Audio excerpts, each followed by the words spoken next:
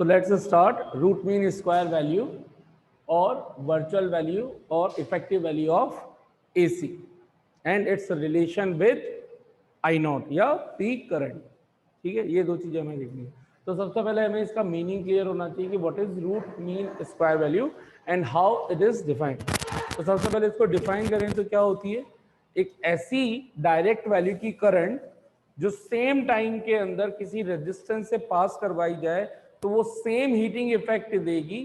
ठीक वैसा ही जब किसी सेम टाइम के अंदर आप ऑल्टरनेटिंग करंट को गिवन रेजिस्टेंस से पास करवाओ. It means it is that value of direct current, RMS value is that value of direct current which produces the same heating effect in the given resistance in the same time as it will be produced by the given alternating current when passed through the same resistance in the same time.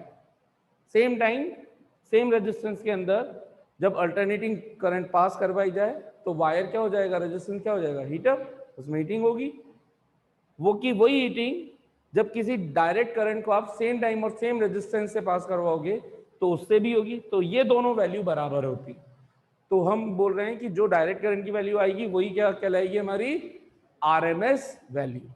ठीक है, अच्छा. तो ये तो ही इसकी definition में एक बार लिख देता हूं. That value of DC direct current which produces the same heating effect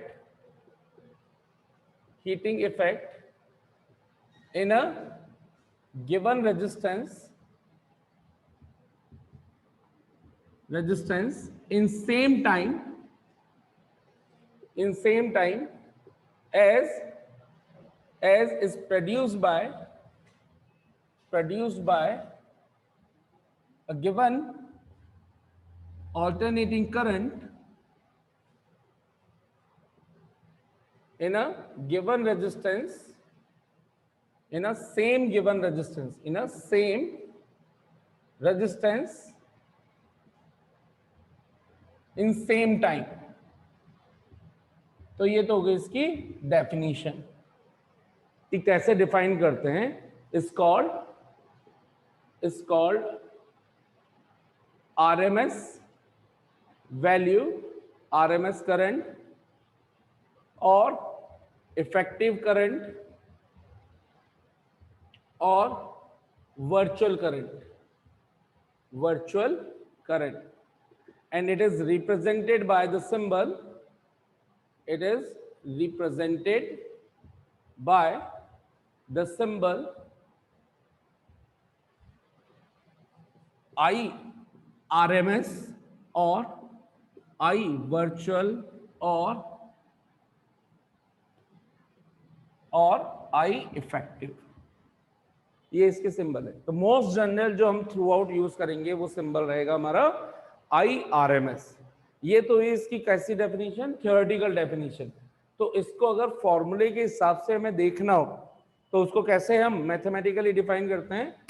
तो देखिए यहां पर mathematically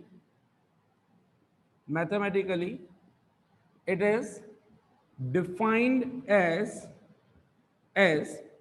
तो देखिए आरएमएस की फुल फॉर्म लिख रखी है मैंने, रूट मीन स्क्वायर. तो जो इसको रीड करने का तरीका है वही मैथमेटिकल डेफिनेशन है. रीड कैसे करते हैं, रूट मीन स्क्वायर का मतलब root of mean of square, square के मीन का रूट. तो हमें सबसे पहले क्या करना है, गिवन करंट्स का जो भी हमें एसी करंट दे दी जाए उसका क्या करना है, सबसे पहले स्क्वायर.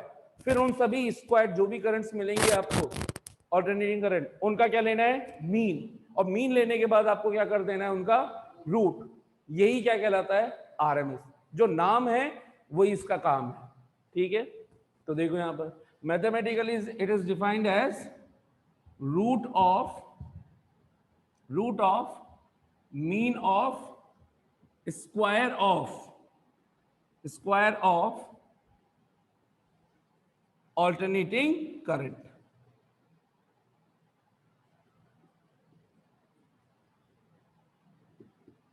ऐसा क्यों ले रहे हैं हम, ठीक है. तो आपने देखा था कि जब हम वन कंप्लीट साइकिल की बात करते थे तो आई मीन या आई एवरेज वो कितनी आ रही थी? 0, ठीक है, 0 करंट आ रही थी।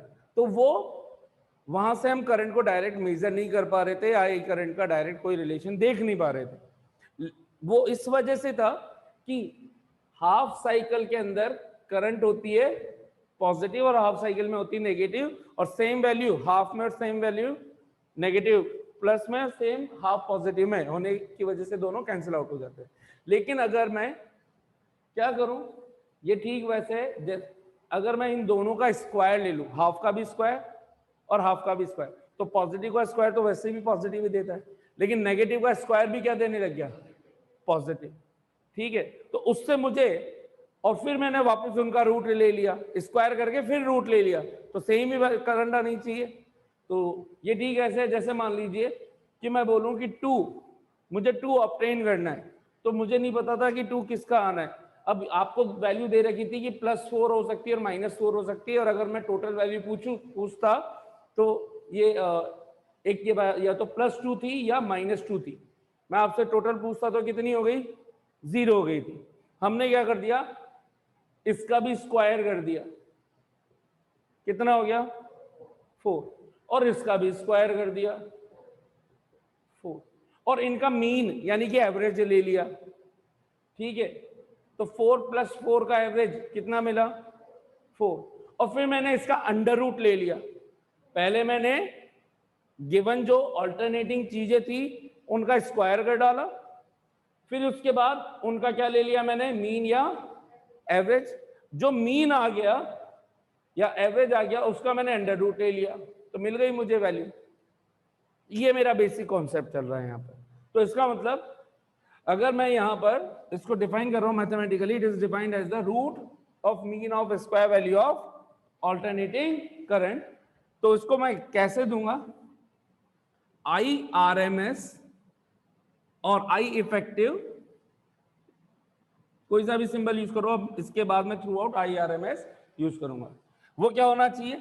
सबसे पहले मैंने किया करंट का स्क्वायर, और करंट का स्क्वायर कर दिया तो एक मेरे पास कोई क्वांटिटी आ गई, फिजिकल क्वांटिटी, जिसको हम आई स्क्वायर बोल रहे हैं, यानी कि, लेकिन हमें पता है जो आई है वो क्या होती है? I is equal to I0 sine omega T. क्या ये एक टाइम का फंक्शन है? फंक्शन बोलने का मतलब क्या ये टाइम पर डिपेंड कर रहा है?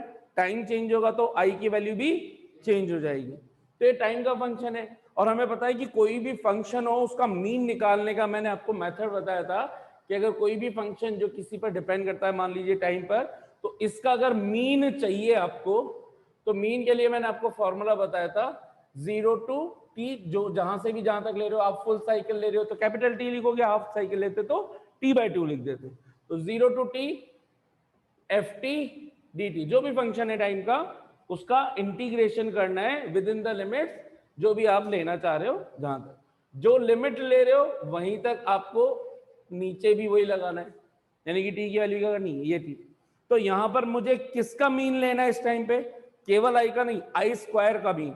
तो अगर फंक्शन यहां पे आई स्क्वायर है, क्या आई स्क्वायर भी साइन स्क्वायर ओमेगा टी बनेगा? क्या ये भी एक टाइम का ही फंक्शन है, टाइम पे डिपेंड कर रहा है? तो इसका अगर मुझे मीन वैल्यू लेनी है, आई स्क्वायर की मीन वैल्यू लेनी है, तो मैं क्या लिखूंगा? 0 to t is equal to T, function कौन है? I square D T upon T. इसको थोड़ा सा तमीज से लिखें तो इसको ऐसे भी लिख सकते हैं 1/2। अपॉन टी का मतलब 1/2। तो इसको कैसे डिफाइन करेंगे? आई स्क्वायर, IRMS क्या है? Root of mean of square. तो स्क्वायर का मीन, तो पहले मैंने स्क्वायर कर दिया, इसका मैंने ले लिया मीन, और मीन हो गया ये, यहां तक मीन हो गया। अब इसका क्या लेना है? स्क्वायर हो गया, मीन हो गया, अब इसका क्या लेना है? रूट। तो ये हमारा इसका फॉर्मूला हो गया साहब। तो IRMS का फॉर्मूला क्या होता है? बिल्कुल logically 1/t 0 to t I square D T. Half के लिए करते तो आप यहां क्या लगा देते? T half. तो यहां पे भी नीचे भी क्या लिखते? T half. ठीक है, जितनी पीरियड के लिए आप कर रहे हो, ठीक है। अच्छा साहब, ये आता कैसा है बेसिकली, देखिए इसका भी लॉजिक देखिए।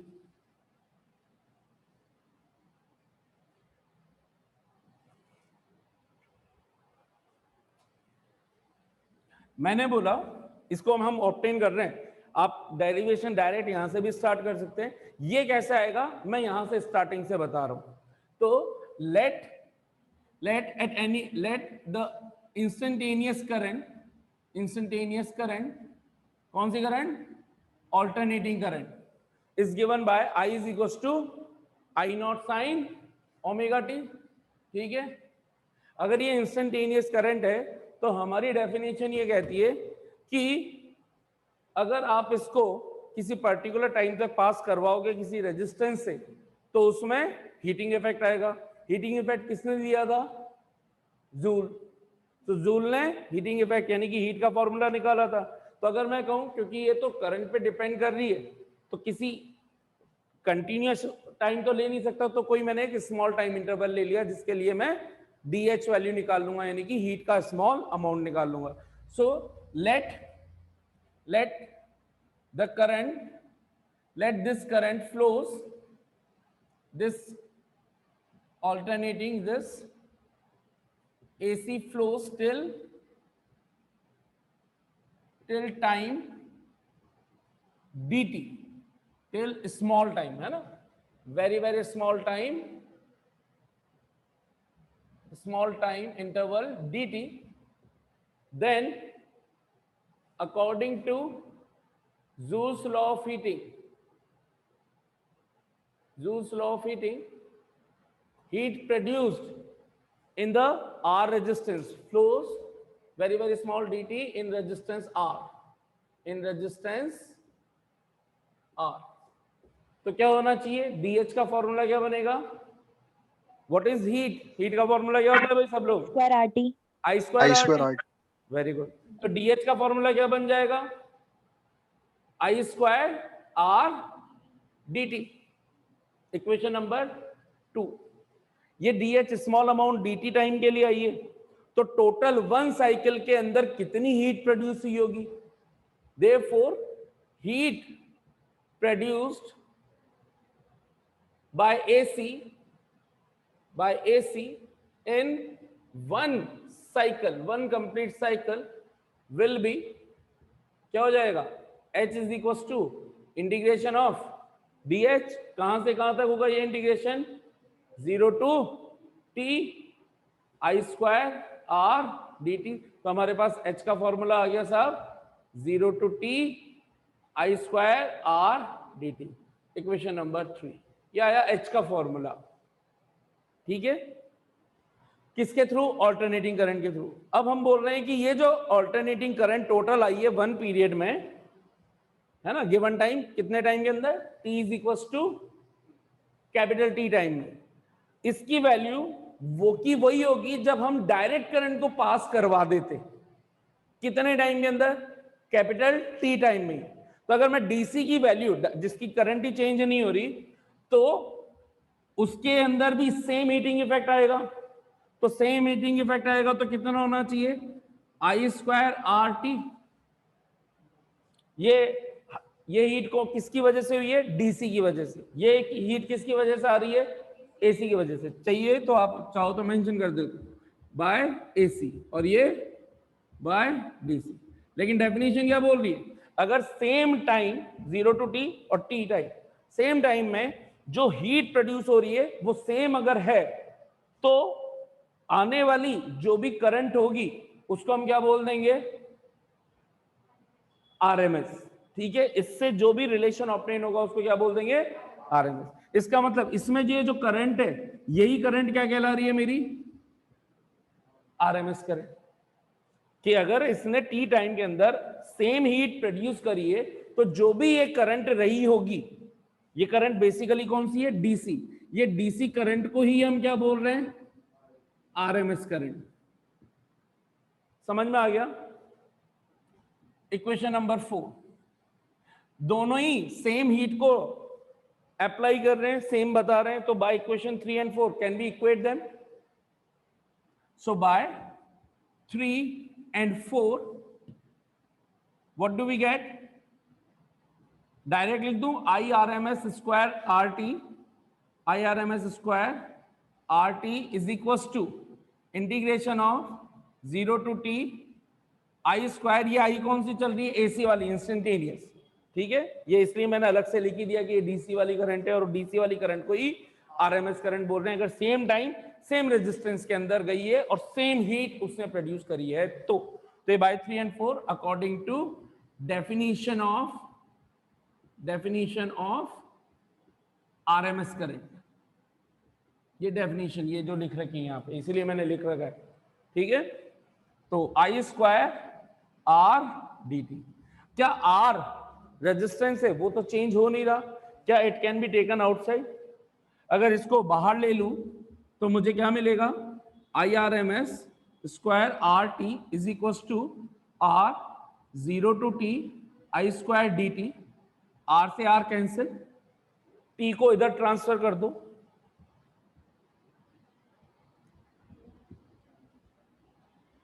Zero to T I square D T. या आई स्क्वायर की वैल्यू आई है हमें तो, लेकिन आई आर एम एस चाहिए। बोलो क्या लिखूं? Root of 0 to T I square D T. आ गया क्या? ये है इसकी मैथमेटिकल डेफिनेशन। ऑब्टेन ऐसे होता है। अब हमारा एम क्या बच रहा है? इसको सॉल्व करना। आई की वैल्यू इक्वेशन नंबर 3, 4 और इसको लिख दो 5। 5 के अंदर किससे सब्स्टिट्यूट कर दूं? इक्वेशन 1 से। बस अब तो मेरा मैथ्स वाला पोर्शन, फिजिक्स समाप्त हो चुकी है, अब मैथ्स चलेगी और मैथ्स के इंटीग्रेशन डिफरेंशिएशन। तो आप लोगों को इंटीग्रेशन डिफरेंशिएशन बेसिक आने चाहिए और साथ में ट्रिग्नोमेट्री। ठीक है, तो देखो साहब यहां पे मैंने लिख दिया by equation 1 into 5 we get, क्या मिलेगा साहब हमें? I R M S. एक बार तो यहीं लिख ही देते हैं और फिर उसके बाद हम सेपरेटली सॉल्व करेंगे। 1/t 0 टू टी, या एक काम करेंगे, चलो अभी तो लिख देते हैं, I square I not square sine square omega T D T. Equation number 6। अब मैं एक काम करूंगा, बार बार मुझे ये वाली सारी चीजें बार बार लिखनी पड़ेगी, तो उसकी जगह मैं सिर्फ इस वाले फैक्टर को अलग से सॉल्व करके इसकी वैल्यू इक्वेशन 6 में वापस सब्स्टिट्यूट कर दूंगा। नाउ हियर let नहीं 0 to T I square D T क्या बन चुका है? 0 to T I not square sine square omega T D t. हाँ भाई, आई नॉट क्या कांस्टेंट है? Can be taken outside. I not square sine square omega T D t. ये आपका इंटीग्रेशन बना है कौन से फॉर्मेट का? इस फॉर्मेट का, sine square x d x या sine square theta d theta.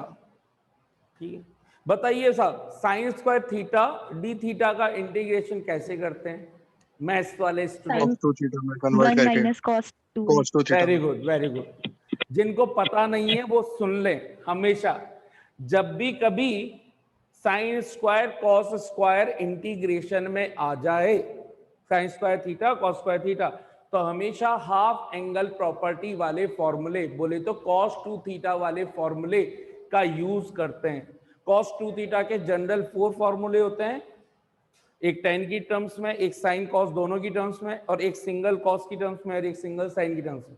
तो इसमें से हम जनरली साइन स्क्वायर थीटा या कॉस स्क्वायर थीटा जो सिंगल वाला होता है, क्या फॉर्मूला होता है वो भी लिख देता हूं आपके लिए। कहां लिखूं? यही लिख देता हूं, फिर अब कर दूंगा। कॉस 2 थीटा का फॉर्मूला क्या होता है? या तो होता है 1 माइनस 2 साइन स्क्वायर थीटा, या फॉर्मूला होता है 2 कॉस स्क्वायर थीटा माइनस 1। हमें चूज ये करना है कि यहां पे क्या दिख रहा है, साइन स्क्वायर। तो कौन सा फॉर्मूला लूं जिसमें साइन स्क्वायर आ रहा है? ये वाला। तो यहां से मैं साइन स्क्वायर थीटा की वैल्यू ऑब्टेन करूंगा, इसका मतलब अभी मुझे ये नहीं चाहिए, तो यहां से साइन स्क्वायर थीटा, इस माइनस को इधर लेकर के आ जाऊं और इस cos 2 थीटा को इधर लेके आ जाऊं, तो मुझे मिलेगा 2 sine square theta is equal to 1 minus cos 2 theta.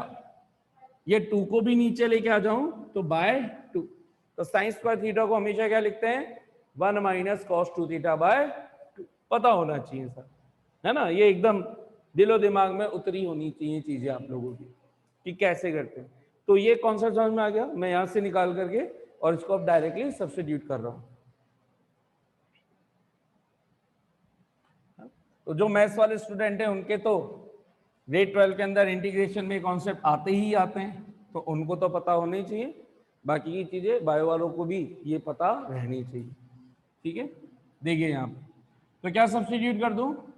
I not square sine square omega t की जगह क्या हो जाएगा? ये एक तरह से थीटा है, 1 माइनस कॉस 2 थीटा, तो 2 ओमेगा टी अपॉन 2 dt। ये 2 है तो ये भी बाहर आ जाएगा, ये बन जाएगा I not square by 2, I not square by 2 1 minus cos 2 omega t dt, है ना? थोड़ा दिख नहीं रहा होगा, यहां पे लिखता हूं मैं। ये बन रहा है आई नॉट स्क्वायर 1 बाय 2 को मैंने बाहर ले लिया upon 2 integration 0 to t 0 to t 0 to t, क्या बन गया? 1 minus cos 2 omega t dt। अब साहब हमें पता है इंटीग्रेशन डिफरेंशिएशन में जब भी प्लस माइनस आते हैं सेपरेट सेपरेट इंटीग्रेशन है, सेपरेट सेपरेट डिफरेंशिएशन कर देते हैं। तो 1 का इंटीग्रेशन क्या होता है? अगर x के रेस्पेक्ट में बोले तो x, t के रेस्पेक्ट में t, तो 1 का इंटीग्रेशन हो गया t।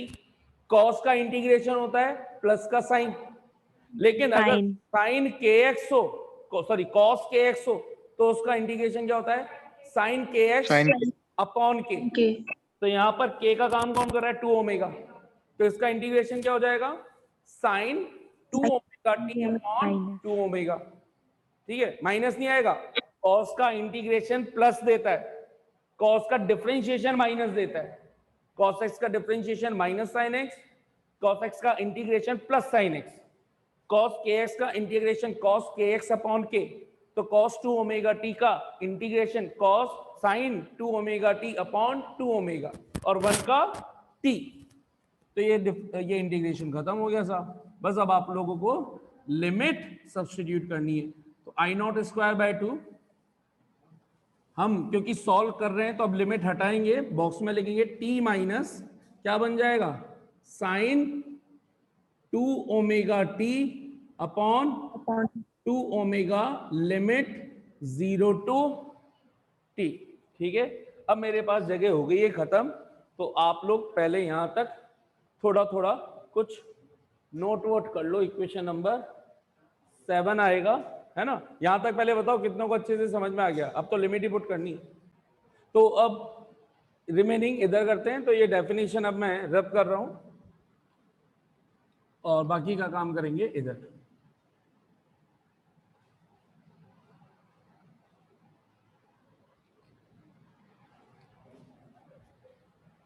तो हमारे पास ये किसका अभी आंसर आया है, ध्यान रखना है, या IRMS नहीं आया है।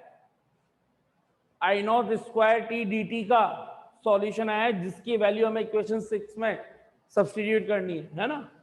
या आप चाहो तो इक्वेशन 5 में सब्स्टिट्यूट करनी है। हमने एक्चुअल में इसको सॉल्व किया है 0 to T I square D t. तो हम यहां पे लिख रहे हैं therefore 0 to T I square D t will be equals to I not square by 2 and substitute the limit. अच्छा, लिमिट सब्स्टिट्यूट करने से पहले हमें यहां पर ओमेगा को क्या कर देना चाहिए?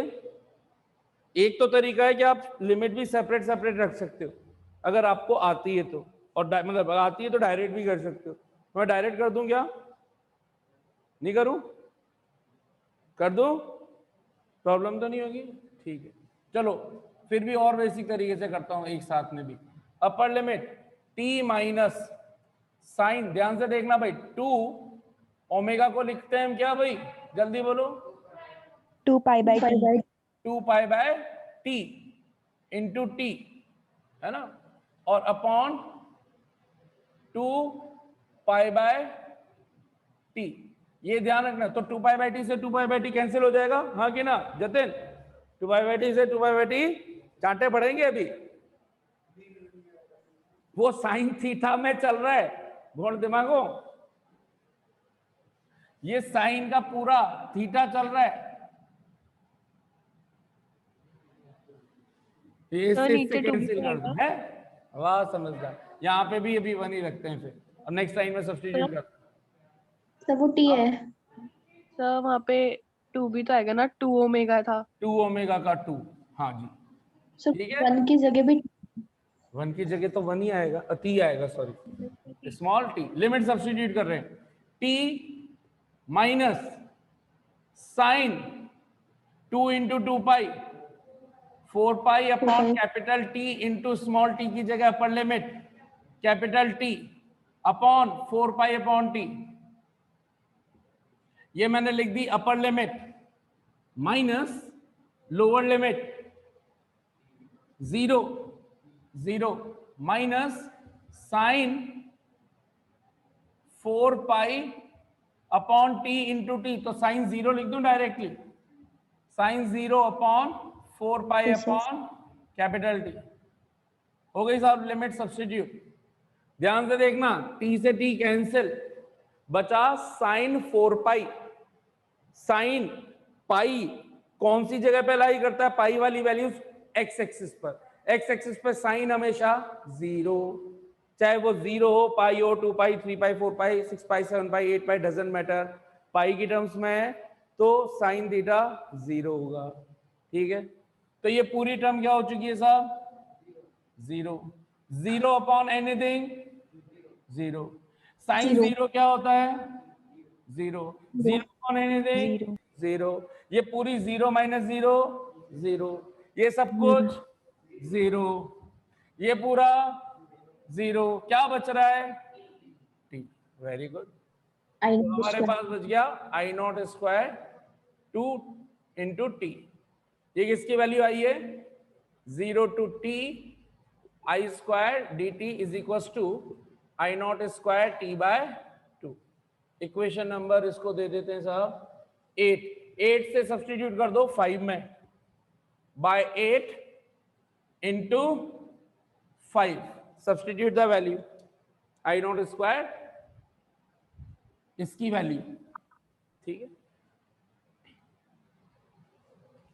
सो हमें मिल जाएगा I R M S will be equals to under root of 1 by t into, इस पूरे को सॉल्व कर ही चुके हैं, कितना आ जाएगा I not square t by 2, t से टी कैंसिल, ये बचा I not square upon 2, I not square से बाहर आ गया I naught by root 2, we got the value and we got the relation, किसका रिलेशन, इट्स रिलेशन का मतलब आई आर एम एस का रिलेशन विद आई नॉट, ये रहा आई नॉट बाय रूट 2, यानी कि ये पीक करंट की कितने टाइम्स होती है 1 बाय रूट 2 टाइम्स होती है, और अगर 1 बाय रूट 2 को सॉल्व करोगे तो कितना आता है 0.707, so we got the IRMS values. If we know the peak value, then directly we can get the IRMS, ठीक है। So this was the derivation, ठीक, कितना समझ में आ गया साहब पूरा।